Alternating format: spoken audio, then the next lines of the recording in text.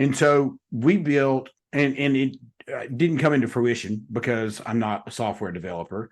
I'm a sales guy with a great idea. So we built an MVP that would tell you on a graph how that call went. So if 3/4 of the way through, if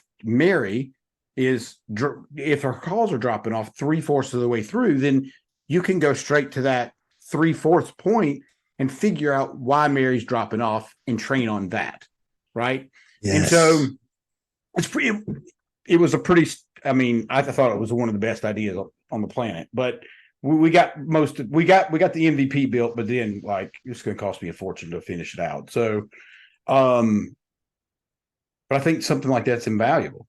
Yeah. And the only way you do the unexpected is with humans, trained humans, trained to perform at an extremely high level, trained to recognize, pinpoint specific situations where they can create a wow experience for the customer so that when that customer hangs up, they don't call anybody else. If you have AI that is the servant to what you're doing, right, you should absolutely do it. You should invest in that technology.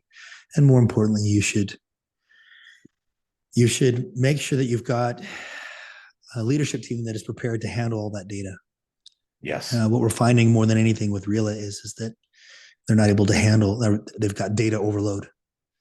Yeah. And so they're turning to third parties like us to monitor those technician calls and provide coaching based on what we notice and what we see. Yeah. Well, look, dude, this industry is a very tough industry if you're not from the industry. And if you don't have any experience in home services, it's going to be tough. I don't care how good your product is. And yeah, as of 4 weeks ago, there's nobody on Rela's team that's from the home services. You got a bunch of kids from New York trying to sell contractors, and bro, that shit's not going to work but for so long. So it is what it is, dude. Yeah. But they're selling like hotcakes right now. They're selling like hotcakes, but they're arming contractors with data that they don't have time to decipher. Right.